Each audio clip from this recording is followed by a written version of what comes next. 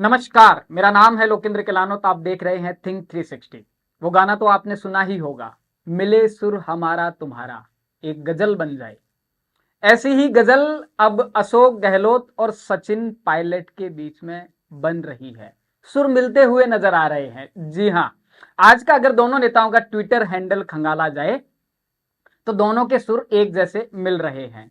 लंबे समय से कांग्रेस इस बात से परेशान थी कि कैसे भी करके इन दोनों नेताओं के सुर आपस में मिल जाए, कांग्रेस के लिए एक गजल मुकम्मल हो जाए। चुनाव के मुहाने पर कांग्रेस खड़ी है। अशोक गहलोत लगातार तैयारी कर रहे हैं, अग्रेसिव मोड पर कांग्रेस है। खबर है कि सितंबर के महीने में ही एक लिस्ट जारी कर दी जाएगी, उम्मीदवारों को टिकट दे दिया जाएगा। क्षेत्र में जाइए, जनता का काम करिए। अशोक गहलोत खुद कह रहे हैं कि मांगते मांगते थक जाओगे, मैं देता देता नहीं थकूंगा। लेकिन सचिन पायलट जो मांग रहे थे, क्या वो उन्हें दे दिया है? अब ऐसा लगने लगा है, और लगने लगा है कि कांग्रेस में ऑल इज वेल है। आलाकमान से मीटिंग होती है, सचिन पायलट को शांत किया जाता है, उनके जख्मों पर मरहम लगाया जाता है, और उसी का नतीजा अब देखने को मिला है।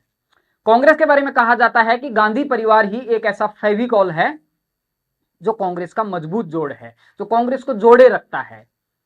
राहुल गांधी की संसद में बहाली क्या हुई, कांग्रेस में ढोल नगाड़ों का माहौल है। और अब सचिन पायलट और अशोक गहलोत दोनों इस मुद्दे पर बिल्कुल सुर में सुर मिला रहे हैं। अशोक गहलोत ने ट्वीट किया, सचिन पायलट ने ट्वीट किया, और पीछे पीछे गोविंद सिंह डोटासरा भी लग लिए। दोनों ने राहुल गांधी की संसद सदस्यता बहाल होने पर खुशी जताई है। दोनों के ट्वीट की भाषा एक जैसी है, दोनों के विचार एक जैसे हैं। क्या ये विचार चुनावों तक मिल पाएंगे? अशोक गहलोत और सचिन पायलट क्या ये गजल कांग्रेस के लिए चुनावों में मुकम्मल कर पाएंगे? कांग्रेस भी तो यही कहती है, कांग्रेस भी तो यही चाहती है।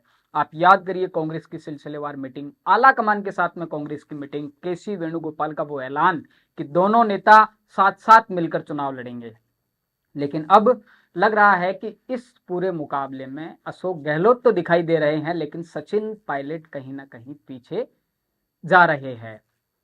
सचिन पायलट ना मीडिया में कुछ बोलते हैं, ना मुद्दों पर कुछ बोलते हैं, ना जो पहले वो जिस तरह की रैली किया करते थे, पहले जिस तरह की भीड़ लेकर चला करते थे, वैसा कुछ देखने को नहीं मिल पा रहा है।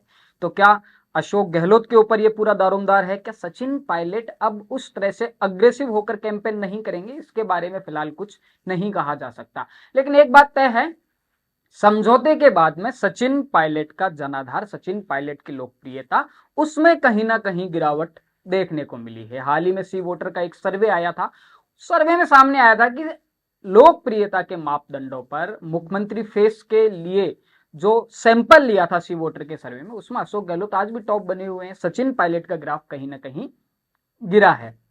खैर, फिलहाल आज राहुल गांधी के मुद्दे पर दोनों नेताओं के सुर एक बार मिले हैं, दोनों की भावनाएं एक जैसी है। कांग्रेस चाहती है कि लगातार ये जो क्रम है बना रहे, जिससे कि चुनाव में कांग्रेस को फायदा हो। बात अशोक गहलोत की करते हैं। अशोक गहलोत बिरला ऑडिटोरियम में आज जो नए जिले हैं उनका जो स्थापना दिवस है उस कार्यक्रम को संबोधित कर रहे थे, और अचानक से तोप का जो मुंह है वो नरेंद्र मोदी की तरफ खुल जाता है। प्रधानमंत्री नरेंद्र मोदी पर ताबड़तोड़ हमला करते हैं अशोक गहलोत। क्या कमाल की पॉलिटिक्स करते हैं अशोक गहलोत, जब उन्हें लगता है। क्या टाइमिंग का खेल वो खेलते हैं। भाजपा स्पष्ट कर चुकी है कि राजस्थान में जो चुनाव लड़ा जाएगा वो नरेंद्र मोदी के चेहरे पर लड़ा जाएगा, वो अमित शाह के चेहरे पर लड़ा जाएगा। बीच में ऐसी सुगबुगाहट थी कि वसुंधरा राजे और भाजपा आलाकमान के बीच में कोई समझौता हो गया है। वो वसुंधरा राजे पर एक बयान देते हैं कि उन्होंने सरकार बचाई थी। राजनीतिक विश्लेषक मानते हैं कि वसुंधरा राजे को अशोक गहलोत के इस बयान का बहुत ज्यादा पॉलिटिकल डैमेज हुआ था। बीच में गजेंद्र सिंह शेखावत उनके निशाने पर थे, क्योंकि गजेंद्र सिंह शेखावत को सबसे ज्यादा प्रबल दावेदार बीच में माना जा रहा था कि गजेंद्र सिंह शेखावत भाजपा आला कमान के सबसे ज्यादा विश्वसनीय हैं। संजीवनी के बहाने वो गजेंद्र सिंह शेखावत को टारगेट करते हैं, उन पर व्यक्तिगत हमले करते हैं, उन पर संजीवनी घोटाले को लेकर आरोप लगाते हैं, मामला कोर्ट तक पहुंचता है, और तमाम तरह के एक नया बवंडर राजस्थान की राजनीति में लगातार संजीवनी चर्चा में रहता है। और अब वो धीरे धीरे गजेंद्र सिंह शेखावत पर भी खामोश हो जाते हैं। लेकिन जब से ये तय हुआ है, जब से ये क्लियर हुआ है कि अब नरेंद्र मोदी ही राजस्थान में भाजपा का चेहरा होंगे, अशोक गहलोत का जो तोप का मुंह है वो अब नरेंद्र मोदी की तरफ खुल जाता है। बिरला ऑडिटोरियम में ताबड़तोड़ हमले किए। उन्होंने नरेंद्र मोदी के ड्रेसिंग सेंस पर कमेंट किया कि नरेंद्र मोदी कपड़े बदलने का काम करते हैं, 2.5 लाख का चश्मा लगाते हैं। भाजपा वाले कहते हैं कि नरेंद्र मोदी के चेहरे पर चुनाव लड़ा जाएगा। क्या नरेंद्र मोदी राजस्थान आकर सड़कें बनाएंगे, पीएचसी खोलेंगे? ऐसे तमाम तरह के कमेंट अशोक गहलोत एक बार नरेंद्र मोदी पर फिर से कर देते हैं। खैर, एक बड़े समाचार पत्र की एक रिपोर्ट माने तो अशोक गहलोत सरकार नए जिलों का जो मुद्दा है उसको लगातार भुनाने की कोशिश कर रही है, चुनावी मुद्दा बनाने की कोशिश कर रही है। आज बड़े स्तर पर जो भी नए जिले बने हैं उनका स्थापना दिवस था। मुख्यमंत्री अशोक गहलोत खुद वीडियो कॉन्फ्रेंसिंग के जरिए इस पूरे कार्यक्रम के साथ में जुड़े थे। जो मंत्री थे उनको जिम्मेदारी दी गई, हर मंत्री वहां पर पहुंचा नए जिले की स्थापना कार्यक्रम में।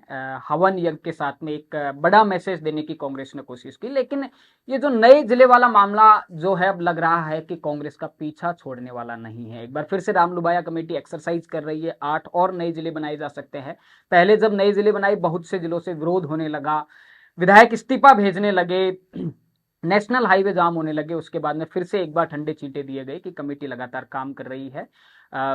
सरकार के जो विधायक हैं वो ही विरोध करने लगे कि पब्लिक के साथ में जो कमिटमेंट किया था वो चुनाव में पब्लिक को क्या जवाब देंगे, जनता के साथ में कैसे वोट मांगेंगे। तो उसके लिए एक बार फिर से ऐसी कोशिश है कि कुछ और नए जिले बनाए जाएं। लेकिन एक बड़ा जो समाचार पत्र है उसकी एक रिपोर्ट की माने तो नए जिलों की स्थापना के साथ में ही जो जिले बने हैं वहां पर प्रॉपर्टी माफिया अचानक से एक्टिव हो गए हैं, क्योंकि सरकार ने जमीन का अधिग्रहण किया है। जहां पर एसपी ऑफिस खोलने हैं, जहां पर कलेक्टर ऑफिस खोलना है, तो जिस जगह पर ये सरकारी बिल्डिंग्स बननी है अचानक से वहां पर प्रॉपर्टी के भाव बढ़ गए हैं। दुगनी तिगनी कीमत पर वहां पर प्रॉपर्टी जो माफिया हैं वो लगातार सक्रिय हो गए हैं। बात राजेंद्र गुढ़ा पर भी करेंगे। राजेंद्र गुढ़ा लगातार क्षेत्र में बने हुए हैं। लाल डायरी का मुद्दा राजस्थान में अभी भी लगातार बना हुआ है।